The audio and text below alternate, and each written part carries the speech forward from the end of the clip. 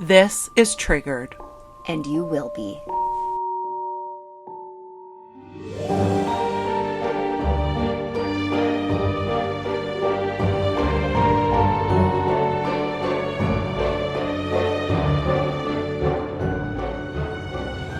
Happy Friday.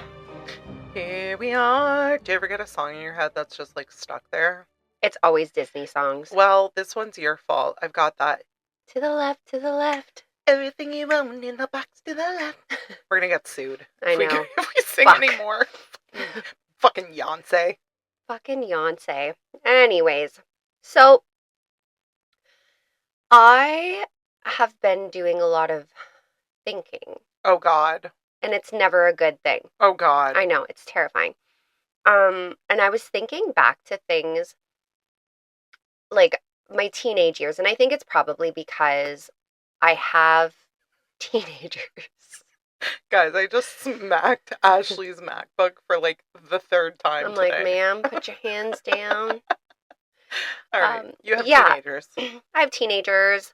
We talk a lot about teenagers on here because for some reason, a lot of our cases involve teenagers. And also, they consume our lives. I'm consumed by teenager life, and I'm not a fan. But as a teenager, I babysat a lot for a lot of different families. Like, that was like my income. Yeah. Was that yours? I babysat, like thinking back, yeah, like I never had, except for the one, there was a family up the road and I babysat for them fairly regularly.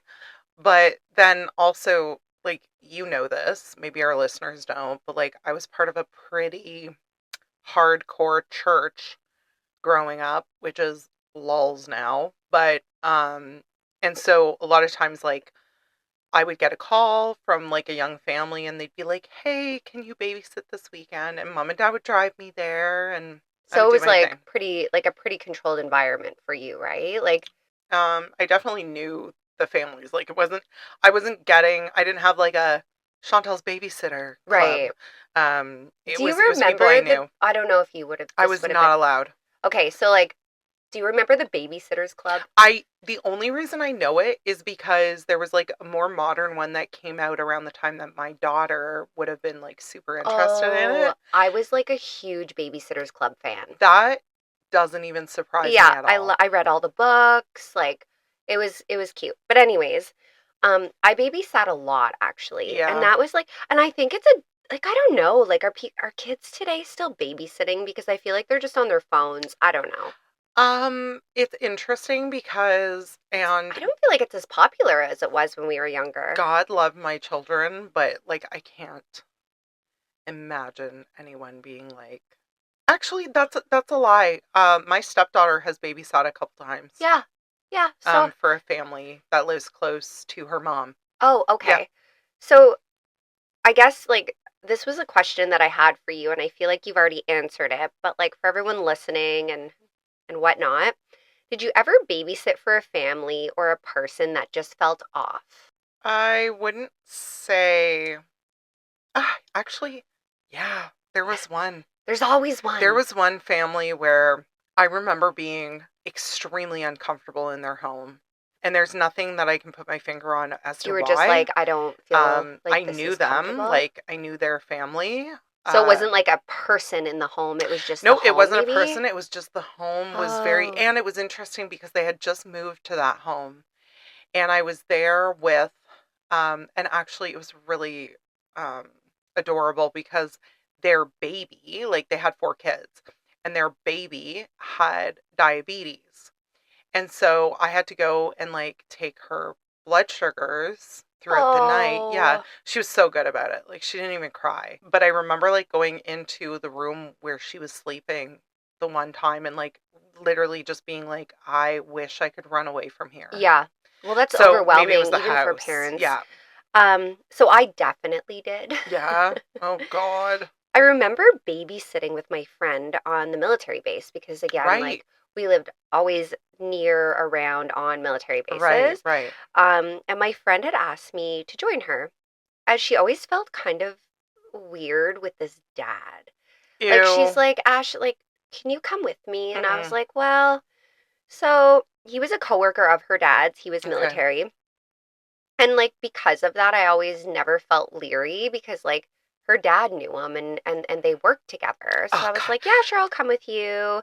And, like, that's safe, right? Like, Do you ever like think back to moments like this and just think like we were so close to being murdered so many times? oh, yeah. Or even just, like, sexually assaulted or Absolutely. so, Absolutely. so that's kind of what I'm getting at. So on this Mm, one particular night, after the parents came home, yeah. my friend and I packed up our things to leave. And I was like, oh, I got to pee before we walk home Yeah. because we were on the military base. So we would Okay. just walk to her place. It was Yeah. like 5 or 6 blocks. Um, and the mom went upstairs to check on the kids. Yeah. I went pee, and my friend was standing. So, like, when you'd walk in the bathroom, it was like a powder bathroom Okay. right Yeah. beside the front door. Yeah. So, um, when I came out, my friend was standing out on the porch steps, Okay. and she looked really awkward and uncomfortable. Oh God. And I kept saying, like, what's wrong? Like, did Yeah. something happen? And she's like, let's just get out of here. I want to go home. Yeah. Yeah. So later that night, we were in the basement of her parents' house and we are watching Mad TV. Oh my God. And she's like, the father, she's like, he like came towards me, like she was standing by the door waiting for me, and he like tried to kiss her. Shut up. Yeah. I'm like, I was horrified. Oh my God, that is horrific. And What like the fuck? I remember because we are like, oh, we are like 15, maybe 14, 15. And I'm like, ew, he's so old. Now, at the time, you have to remember, we were like, yeah, like 14 or 30 was old. 15. So 30 was old. Yeah. Like, he was probably like, I don't know, late 20s, early 30s My at the God. time. And like, we just like laughed about him. We're like, ew, he's so cringy, like, as we You're did. telling this story, and I'm like, well, the girls are never babysitting. It's That's it. crazy. So we talked about how gross he was, and like, she's like, I'm not going back there ever again. And I was like, yeah, don't ever go back there again. Yeah, no shit. And like, it wasn't until actually years later that I was like, this could have been so bad. And my Mm-hmm. friend was actually sexually assaulted, but By we didn't, him? well, no, like with the kiss and like, Yeah. Oh, absolutely. But we didn't. Here's the thing. we know. We didn't know. We would literally just be like, oh yeah, he's just aggressive and like carry on with our lives. Yeah, yeah, Like like, we didn't understand, or we'd be like, it was just a kiss. Like yeah, it was he didn't whatever. touch What me. an idiot, you know? Yeah, like we weren't aware of like personal space and like your body is your body and you can say no. Like, Well, and like, this kept me awake the other night because I'm like, aw. what could have happened had I like been sick that night or Yeah, I was like, oh, I'm going to go out with our yeah, friends instead. yeah. So these are like moments as an adult. I'm like, something was so weird and creepy about him. And Oh I like God. will never know who this guy was again. Like No. it's been a million years, but Yeah. it bothers me. Hmm. And so, as you know, I like to lead in. So this is kind of what I'm getting at Okay. with these questions and Yeah, these yeah. stories. Um, this story, I will say, is very horrible. It's very graphic. And we're going to be talking about sexual abuse, Okay. physical abuse, some pretty gnarly stuff. So if those things are really hard to listen to, please This just, ain't for this you. is not for you. Thank you for telling us. Yeah, I like to give the warning. I'm going to just preface this by saying, like, one single encounter can change the course of your life forever. And we 100%. see this all the time. Yes. I'm going to start by talking about a young girl. Okay. Her name is Kellyanne Bates, born on May 18th, 1978, in Hattersley, Manchester. From a young age, she was described as sweet, funny, and very strong-willed, which I love about her. Ah, yes. Spicy girl. She loved playing sports and dreamed of becoming a teacher one day. At age 14, Kelly's ambition was to build a life filled with purpose, surrounded by a family of her own. So she Okay. was like, I want, to grow up, be a teacher, Get have a family. married, That's a have beautiful, kids. yeah, it's a beautiful life. So to make those dreams a reality, Kelly enrolled in college in Hyde to improve her GCSE results and started working at a graphics firm in Auden Shaw to support herself.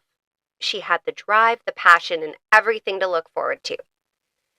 But all that changed when she met James Smith. Ew. It was an ordinary evening when Kelly took a babysitting job for a local family. Mm-hmm.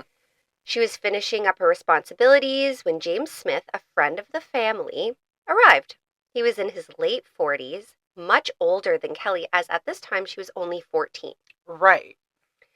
But he came across as polite and kind, a real gentleman, just like a friend of the And, family's. oh, this is a friend of the family, so this isn't dad to the No, this kids. is the parents' friend. Okay. He was just there with them. Maybe they went out for drinks that Okay. night and he All came right. home.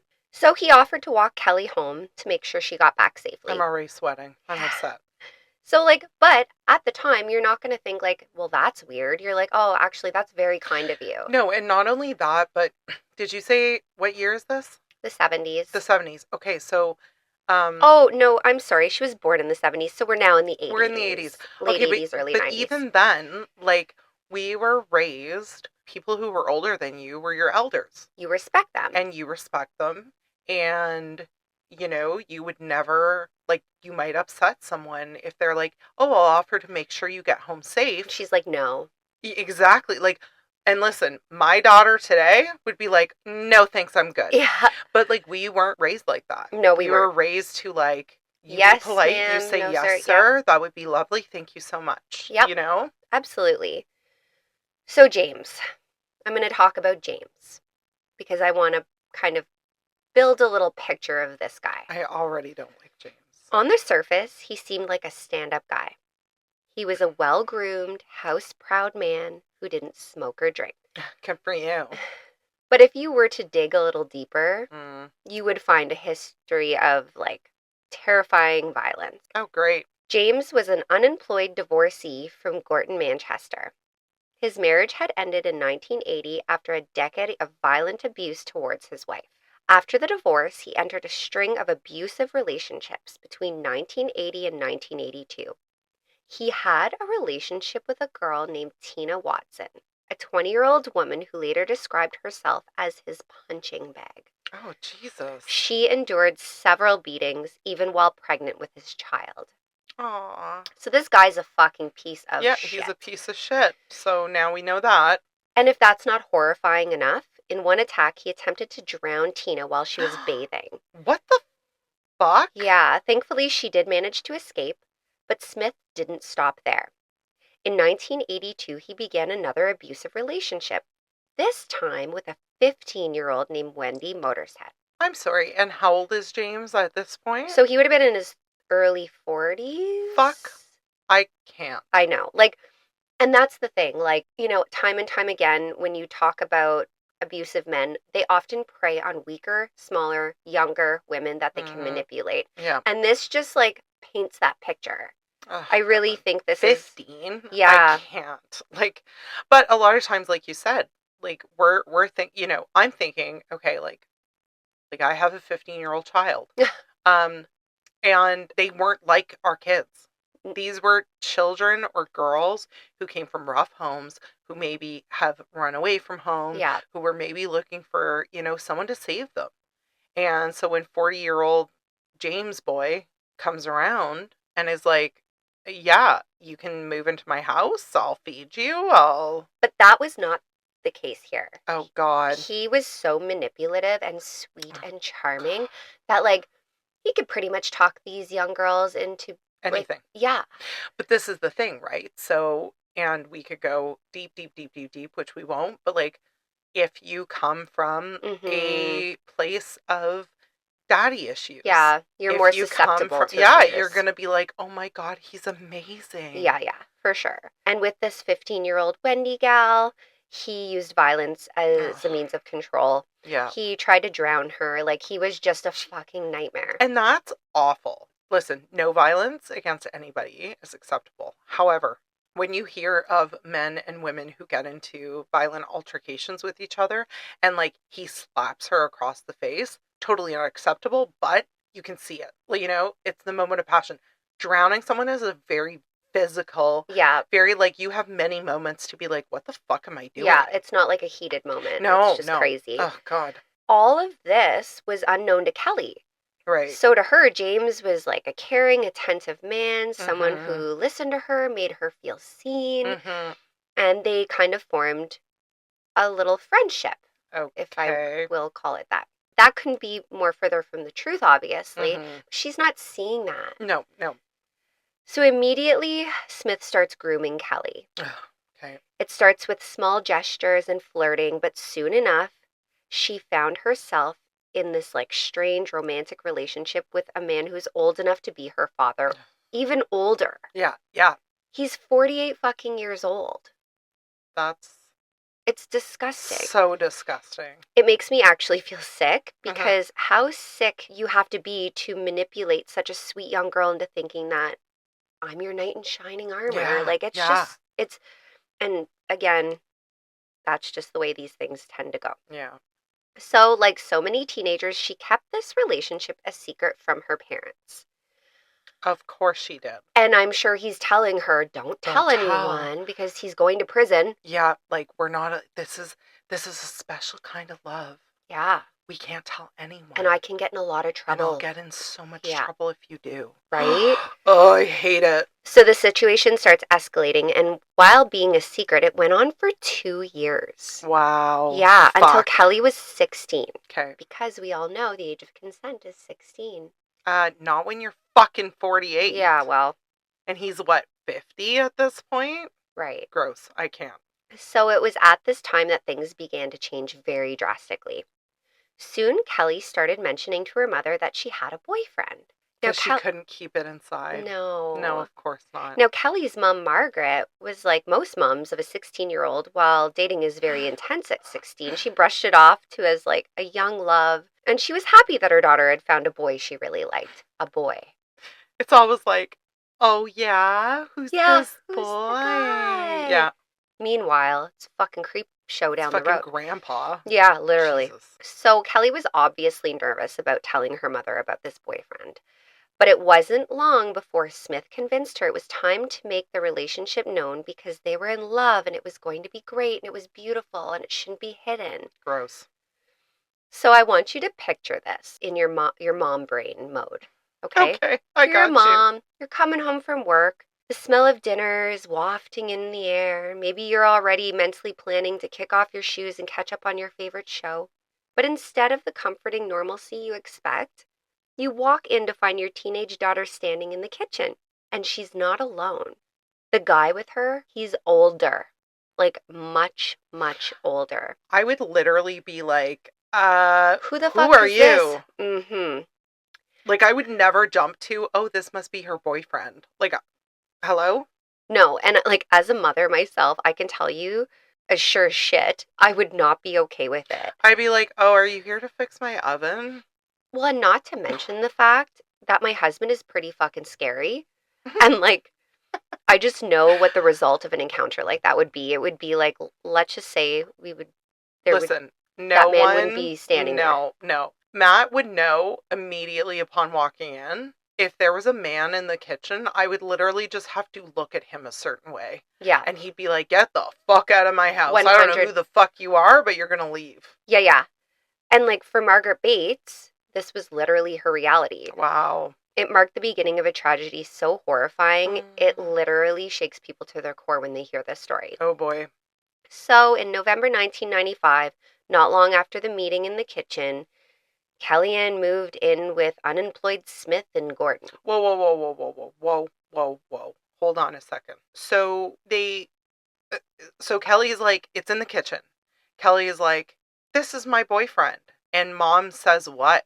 Actually, in the reports, like when everything kind of comes through Yeah, and she's yeah. speaking about everything that's going to happen that I'm not going to share right now. Yeah, yeah. She said she had like an intrusive thought to just like grab a knife and stab him. Like that's how deeply she felt like this was really bad. So she really She was felt it. really upset. Oh But my God. again, you know that when you tell your teenager Not to do something. they'll go harder. So I That's think she right. was kind of stuck between a rock and a hard place with this. But Kelly did say, this is my boyfriend, James. Yeah. Oh, fuck. Okay, okay. And he was just a smug asshole standing there like, yeah, I'm the boyfriend. What are you going to do about it? Oh, So, no. though skeptical, obviously, of the decision for her to move in with Smith, Yeah. her parents agreed on the condition that she keep in regular contact. But, like, when I also was reading reports, they were like, we were so stuck because she was like, I love him and you can't keep me from Yeah. him. And, like, that's that. And, like, Yeah. after a certain amount of time, you're like, okay. And no fault to the parents because what they No. endured was terrible. But No. And we both have teenage girls. yeah, it can And be, we know, like you said, if I say to my daughter, you can't do this, yeah, she's gonna be like, I can and I yeah. will, and I will see for myself. Thank you That's very right. much. That's right. And Oh, so they were like, okay, you have to stay in contact with us, lots of visits, you stay in school. They were like, we're trying to oh my God, my understand. heart feels weird. Yeah. Oh, So it didn't take long for things to take a turn for the worse, of though. As course. soon as she's out of the house, Kelly leaves school. She stops socializing completely with her friends, and visits to her parents were becoming less and less. I'm sure you talk about this. This is the cycle of Yeah. abuse. This is what grooming looks like. So, for anyone listening, Alienation. yes, for anyone listening, like your partner should never be like, no, I don't want you talking to your family. No, I don't want you talking to your friends. Why do you have to go out? Why do you have, like, No, if that's a regular thing, that is how this that's starts. Yeah. abuse. And that's the beginning of this. So she stops taking care of herself. Like she was a proud Uh girl. She stops showering for weeks at a time. oh. She would spend days curled up on the couch, withdrawn and completely different. So she's like literally not the same girl that, people remembered. She's No. not leaving the house. She's not talking to people. She's not putting like makeup on as like a young girl would. Yeah. She's just withdrawn and starting to be like very depressed. Mm-hmm. And when she was able to visit her family, they noted bruised arms, and at one point she had a bruise that covered one side of her whole face. Excuse me? Yeah, yeah. Scared and horrified, obviously, her Oh my parents God. begged her to come home. Yeah. But like a lot of abuse victims, Kelly always had a reason for the marks.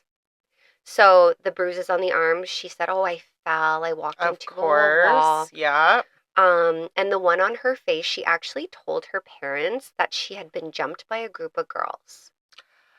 Um, okay. I mean, Yeah. oh God. Okay. So soon Kelly one day calls her parents and says, Mom, Dad, I got a new job, but I'm going to be too busy to visit, which is like red flag, right? Big time, big time. They're popping up everywhere here. I'm working so much. Like, I'm so sorry you're not going Yeah, to I see can't me for a come. Yeah. bit. And soon the phone calls start tapering off. Oof. And birthday and Christmas cards started only being signed by Smith and not Kelly. So, like, she was No. completely ostracized from Oh, her I hate family. this so much. Oh, I feel so weird right now. It's terrible. And, like, they were really concerned and scared. No shit. They were like, well, what do we do?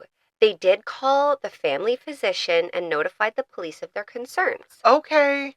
But unfortunately, she was of the age of consent and an adult. And there was nothing they They could never checked. It's terrible. do. Ugh. So her parents were terrified to show up to the house as they were concerned it would drive Kelly further away and they would lose her forever. So I these poor know. this family is like, well, we've tried to call the police. We even called the family doctor to be like, "Hey, can you check out these bruises? Like, can you Yeah. tell me she's okay?" And Yeah. everyone's like, "I'm really sorry. She's old enough now." And it's true. Like, I can't call the doc. My daughter is over 16. Yeah. So I can't call my oldest doctor and No. be like, "Hey, how did her appointment go?" Yeah. They can't tell me anything. Nope. Nope.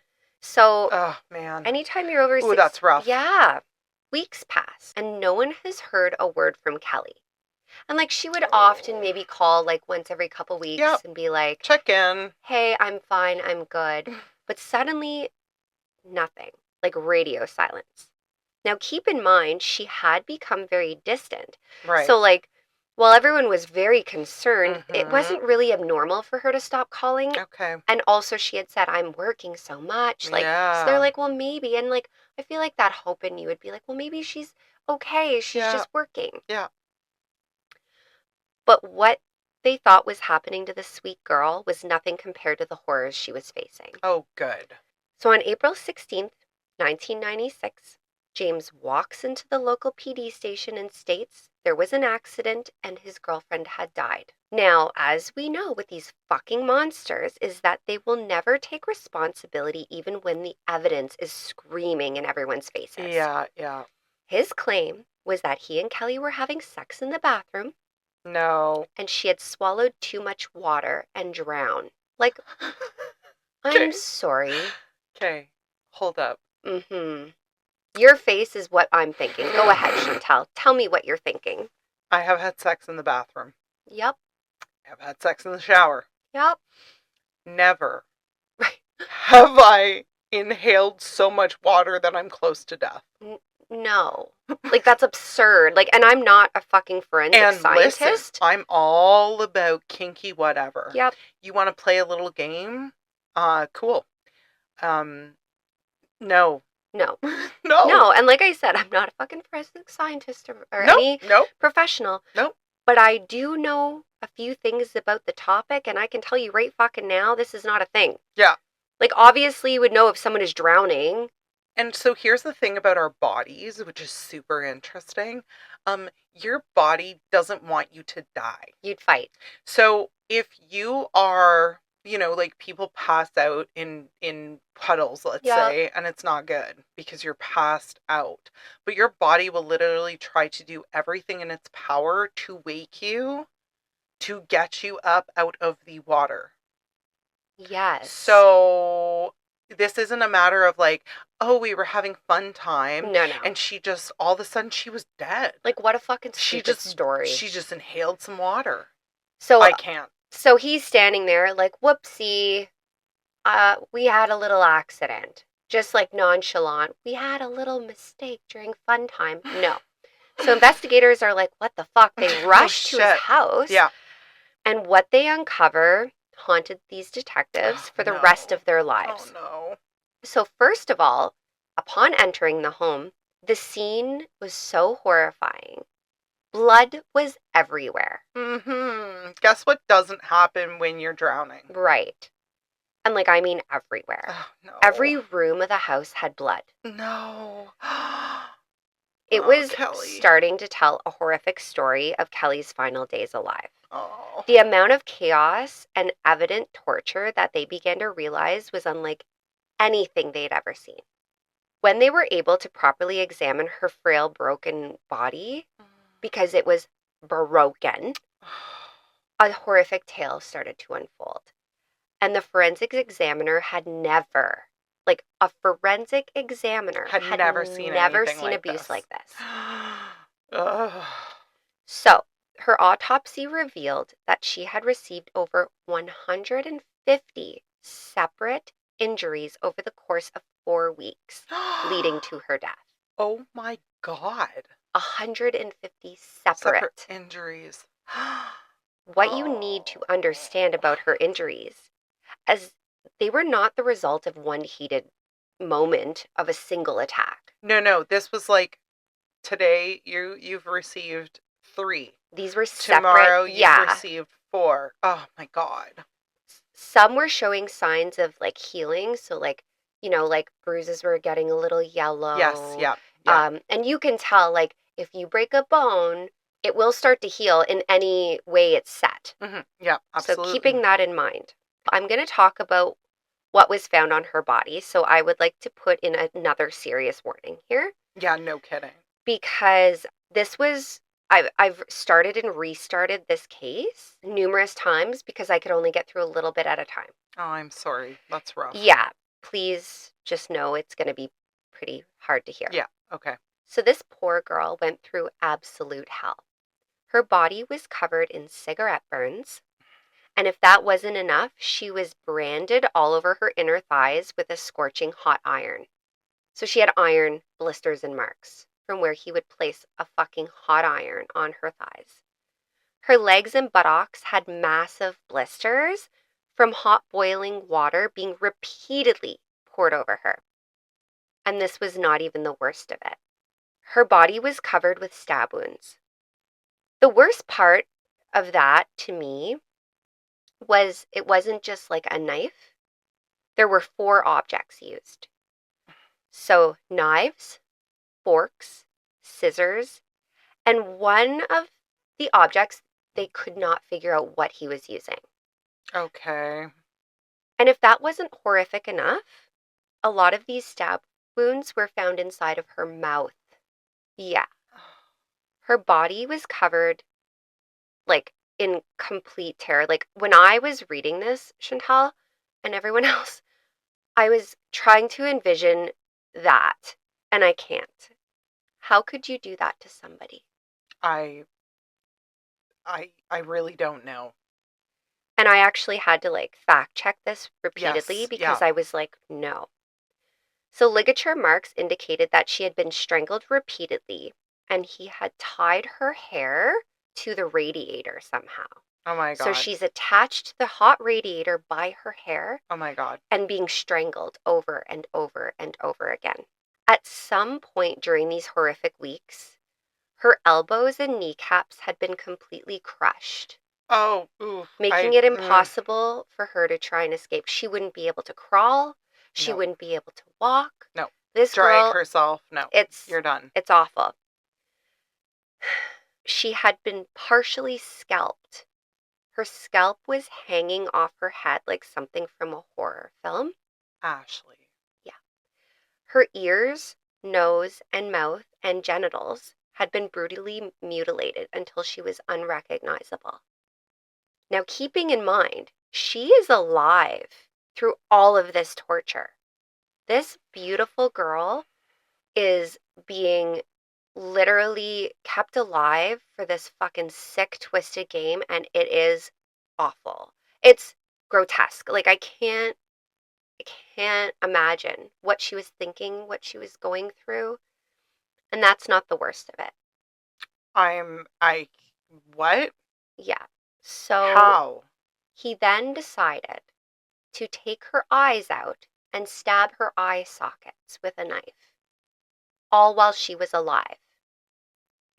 I know I'm your co-host, I'm sorry. and I'm supposed to be like, we're supposed to be talking about this.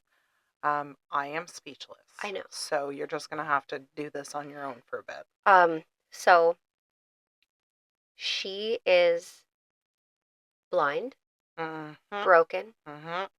has no idea when the next attack is going to be. It's this is so I think it took me about a week to get through this part. Yep. Not only that, but she was being starved and wasn't given any water.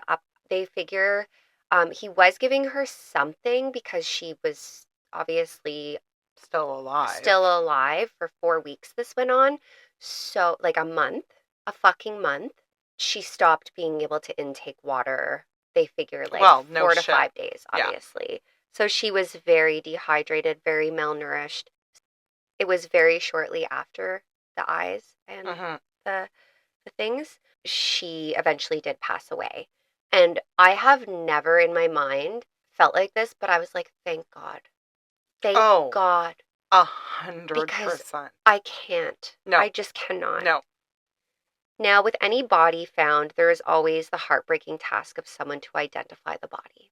How? No. Stop. So, I don't think any single person in the world could handle what Kelly's father had to see. I'm actually a little bit surprised because I would have, and is this 95? Mm-hmm. Yeah, I mean, I don't know if maybe they just didn't have what we have today, but like in a case like this, you would assume that it would be an unidentifiable body and they would have to use DNA and teeth records. Her poor father, there he stood, No. looking at his baby girl in the aftermath, what was the worst thing any horror film could have made up. Yeah, yeah. There is nothing that could prepare you or undo that. Like, you couldn't undo that from you. That's actually I'm shook. That's like generational trauma for that family. Yeah. Like, you would never unsee that. Your heart would never be able to process that. No. I don't know. But in a statement, Kelly's mother came forth and said people are calling him an animal, but an animal wouldn't do that to another No, animal. no, because animals kill for eating. They kill for protection. Not for this. But they kill and they're done. Like, I mean, unless you're my cat who, like, plays with her shit. It's crazy. But I mean, no, this is not an animal. This is not I'm speechless. I don't even have a word for this guy. Yeah, so again, with her statement, she said, "He is a very evil man. I can't imagine how much pain she went through and how she thought we didn't love her because we didn't save her." And that, when I read that statement, I was so sad for these people. They felt like they failed her. They felt like she thought they didn't love her. And imagine, like, you're thinking, my baby was probably calling for me and no one came. And you know what? I can only imagine what these people went through. At the same time, that is like a guilt that I don't think they need to carry. No. Because they actually, it sounds like they did everything they could in their power. They called the police. They called her doctor. They probably, in those last few times they spoke to her, were like, "Kelly, like, please come home. Like, please just come stay a night. Yeah, just come stay a night with us. You know, it's going to just for one night." And I would imagine Kelly so badly just wanted to be like, "Yes, come get me." Yeah, but she couldn't. Come and get me, but she couldn't. Of course she couldn't. And like, because we don't know. I mean, I'm assuming we don't know. Maybe he tells us later, but like, we don't know what he said to her. Oh, I'm sure he was right there every time. Absolutely. And he probably said to her, like, "I'll kill your whole family." Oh, yeah. It's you or it's all of them. It's so sad. And I just think there is no world that I want to live in that houses such fucking inhumanity. Well, no. So I need to know what this is. What do we know about this guy? Okay, so obviously this piece of shit was immediately taken into custody because obviously. Yep. And you know it was in the moment that I think public execution would have been, like, to me, I'm like, bring it back. Hang him in the streets. Stone him to death. I was going to say, hang him in the streets. I would be like, "Hey, city of whatever, this is what this guy did to the 16-year-old. So we're going to put him in the town square." Yes. That is, and like, have fun. We've had these conversations, but I've never been so horrified and angry and frustrated all in one, like, story. And honestly, there is no amount of rehabilitation, no amount of fucking prayer, no amount of fucking remorse. No. But that's not how this man plays anything because he's a narcissistic psychopath. No. During the trial, they called Wendy Motorhead, do you remember? Yeah, I do. She was the 20-year-old that he groomed and abused. Yeah. And this brave girl stands up and she gets to say what she needs to say. And now she doesn't have to be afraid because he's in custody and she can be like, he hurt me and he did this to me. And she describes the abuse she suffered and this fucking monster, what he did to her. And leading back, like, so he had said, "Oh, my girlfriend and I were having sex and she drowned." She said he would often hold her head underwater. Just like, so, and it didn't matter how scared she was because the fear would just take over and she learned to just take it. She's like, "I just learned that that was my everyday life, so I just took it for a very long time." Wow. It's very sad. And then Tina Martin, also, who we had spoken about earlier, and she was used as a human punching bag daily. Like, he beat the shit out of her daily.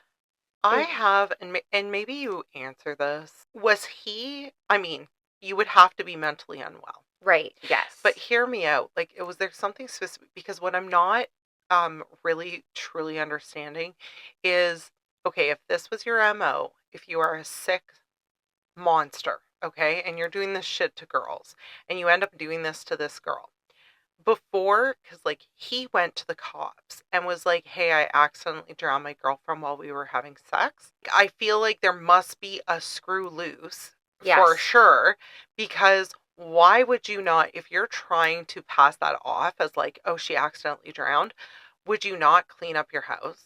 Would you Yeah. not clean up the blood off the wall? Would you not like, Yes, when I read the reports of the case and the trial and everything else, obviously there was some psychological stuff going on. mm-hmm. However, He this was with it. man is cool, I calm, can't. collected, and he was not taking like ownership of his actions. He wasn't remorseful. Stop. Like, was he saying I'm guilty? So this fucking No, lunatic I'm already upset. takes the stand. There shouldn't even be a stand. And being the arrogant fuck that he was, he's like, it's fine because I'm going to tell my side of the story and everyone's going to know why. Because that's a fucking. Because there's a why to There's all an I, this. right? I can't. So, what would a person, do you think, say to try and convince a jury that they were. This is the thing, Ashley. I literally, in this case, I don't know. I know. I don't know. Like, I'm like, does he go up and say it wasn't me, it was a demon? Does he go up and say, like, she was possessed?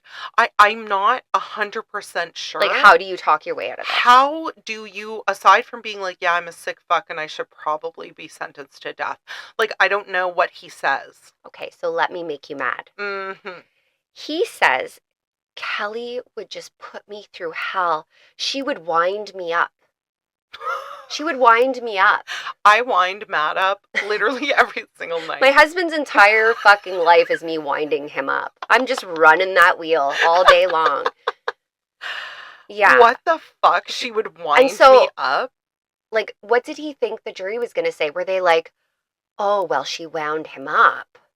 Like, have you fucking... Well, fuck. God. I mean, what did she expect? And he said she taunted me about my dead mother. Now, when he says taunt, my question is, maybe she said, so tell me about your mother. Because I can tell you a person that is being abused isn't taunting, isn't winding, isn't fucking doing anything. No. She's literally like sitting there smiling through tears. Yes. Being like, everything's fine. Then, oh my God. When asked why he inflicted so much torture to this beautiful girl, his reply was, she asked me to. He said that she would beg him to do it. And he said, well, I loved her, so I complied with her wishes. Then goes on to say, she would hurt herself to make it look worse for me. I'm sorry, I'm pretty fucking certain she didn't mutilate her own face, genitals, and stab her own eye sockets, you fucking crazy prick. I have no words.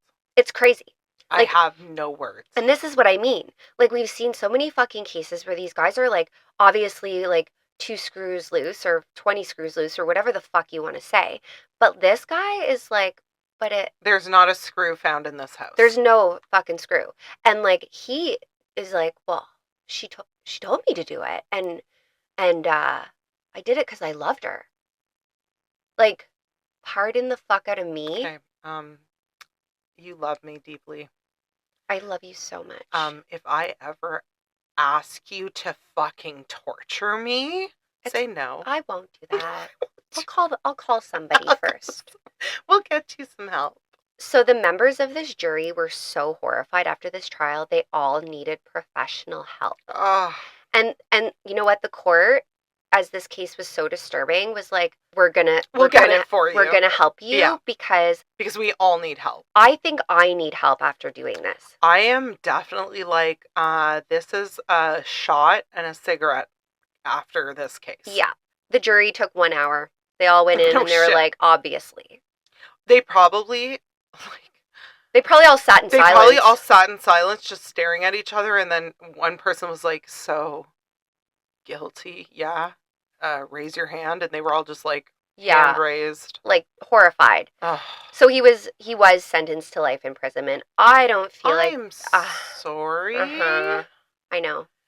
Ashley, you better tell me that this freak is now dead. So... Ashley? Okay, so I don't know. There has been nothing about him. However, the thing that my gears are He's got to be dead. he would be like 80, 90, right? Mm-hmm. 90, 100. He's Mm-hmm. dead. He's dead. Okay, okay. Okay, so he never came out. Like, he's in some kind of hell. Okay. But what the okay, now okay, I need everyone to tell me if this is as annoying to them as it is to me, because I like slammed my laptop shut. My husband's like, "What the fuck is wrong with her?" I was so upset. So tell me if this statement bothers you as much as it did. So the judge says he would serve a minimum of 20 years. Yeah. And in the statement, he said to James, like his closing statement, "You are an abuser of women, and I intend, as long as it is my power, that you will abuse no more." An abuser of women? I think we're fucking past an abuser of women. We are like so far past abuse. Like, sir, were you in the room? We are 1,000 miles past abuse. Like, abuse? No. We're, And uh, so that statement, like at the end of it, infuriated you. I sat there and I was like, "You're an abuser of women? You're not a fucking abuser of, well, you are, but like, you're not an abuser of women. You didn't throw someone around your kitchen. You are a fucking monster. What? You are the devil." You know what is crazy? I didn't know this story before you told it. And now I'm like, what do we call him? Because we call, and listen, murder is murder. And most of the cases we cover are horrific. However, I just don't feel like the word monster is enough for James Smith. It's so fucking bad. And like that statement, like I'm sitting here and I'm just an abuser of women, you say. Because I can tell you right now that this non-human being, because there's not an ounce of humanity in this person, did not deserve life imprisonment. He No. deserved fucking execution. No. He doesn't deserve to eat a meal. No. He doesn't deserve to drink a glass of water. Mm-hmm. He doesn't deserve to breathe the same fucking oxygen as the rest of the population. I can't believe he went away and wasn't brutally murdered in prison. I gotta know. I gotta know. This case, so like, I do apologize that I don't have that information, but it was so hard to write that at the end I was like, You're like, I'm just done. I'm going to tell the facts, and I want Kelly to be remembered, and I want to Yeah. honor her, and I don't Yeah. want to spend a whole lot of time on him Mm-hmm. because he doesn't fucking deserve it. Yeah, I know. He doesn't I deserve know. anyone's attention. Yeah. Kelly deserves to be, remembered and honored. And what I want to end this with, and it is so important, in no situation, I don't care if you're with somebody and they're telling you, "I'll kill your parents, I'll kill your dog, I'll fucking kill you," go to the police. Yeah. Also, we're gonna link in the notes for this episode. So wherever you get your podcasts from, in the notes, we're gonna have the helpline. Yeah. Phone number. If you can't call, fucking message us. Yeah. We'll call Yeah. for you. Yeah. We will find a way to help you, because there is no way in this world I will ever turn like a Yeah. blind eye because of Yeah. shit like this. You deserve help. You Yes. deserve help, and you deserve better than that. Yeah. And I know that that is really hard to accept when you have been through months, maybe years, maybe decades of abuse at the hands of your partner or your husband or your wife. Or your child or your child caregiver. or whoever. But you deserve so much more than that. And there is help. There is help. You literally just have to make the first step, which is letting someone Don't know. let fear stop you from being safe, from being loved, and for being cherished, because everybody deserves that. Absolutely. So I'm sorry about this story. It's this heavy. was upsetting. And sometimes when you tell me that like you have a case that is heavy and upsetting, I'm just like, I'm a tough girl. I can fucking handle it. This one was probably the worst. I'm upset. So as much as this one's bad, the next one. Girl, what are you doing? I'm sorry. Ma'am?